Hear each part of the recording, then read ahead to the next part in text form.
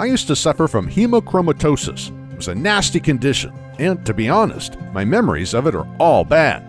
Until a few years ago, hemochromatosis, or HCT, was something that you have to manage over the rest of your life. Managing it required regular, never-ending hospital trips and invasive, unpleasant treatments.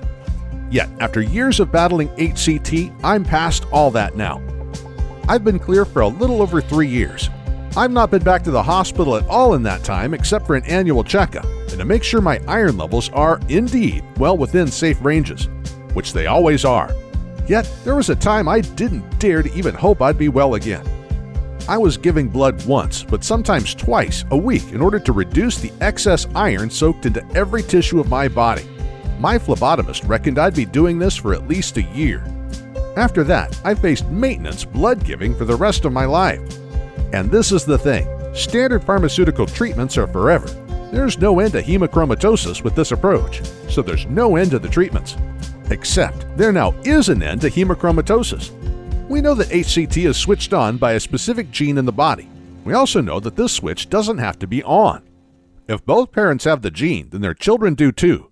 Yet only some of those children will go on to suffer HCT. Even in identical twins, one person's switch could be on while the other person's is off. The key to properly tackling HCT isn't to endlessly drain the body of excess iron. It's to find out why that switch is on and then to switch it off. Incredibly, we already know why the switch is on. Please click on the link below the video to watch the full content. If you are interested, we've known for years. More recently, a method for switching it off has been validated with several thousand HCT sufferers. The argument that hemochromatosis runs in the family is the reason we accept it as inevitable and lifelong. What we now know is that the fact you got HCT from your parents is meaningless. What matters is not that you have inherited it. What matters is that there is an HCT switch and that it is switched on. It didn't have to switch on, and it doesn't have to stay switched on. And once I found all this out, my life was transformed.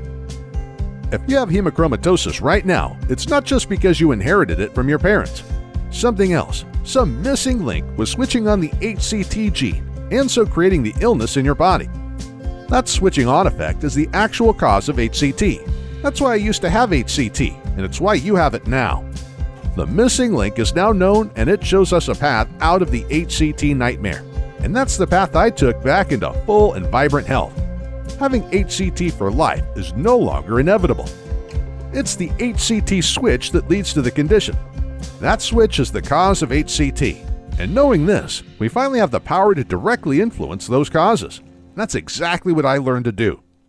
I made barely noticeable but very powerful alterations to some specific things I did, things that my HCT switch was strongly affected by, and then watched my iron readings start to tumble.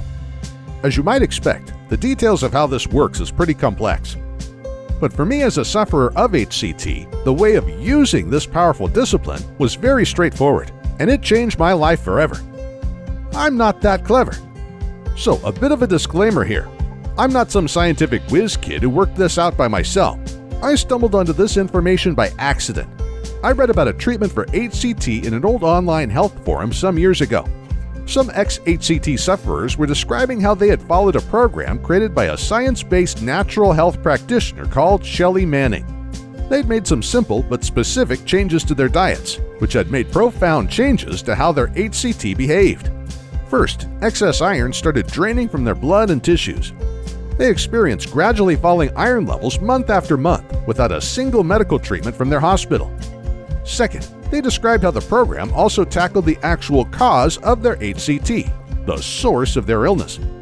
It didn't just mop up years of excess iron, it got rid of the very reason for all this to be happening in the first place, so that none of it happened anymore. They said the program they followed stopped the absorption of excess iron. They hadn't just tinkered with HCT symptoms, they'd hit the condition hard at its central cause. They'd beaten HCT. I'll be brutally honest here, I didn't believe a word of it. I'm not at all into alternative health stuff, rightly or wrongly as it turned out. I trust doctors in everything, which might make you wonder why I was even looking at alternative therapies for my HCT in the first place. Why was I even considering this stuff? Well, I'll tell you why. It was because the standard therapies I had been undergoing were starting to hurt. I'd been seeing a phlebotomist for several months, mostly giving blood twice a week. It had started off okay, but dizziness and the risk of falling had gradually become a real problem for me. Even when I switched to giving blood monthly, the dizziness remained. But I also started experiencing heart irregularities and bad pains in my stomach. Please click on the link below the video to watch the full content. If you are interested,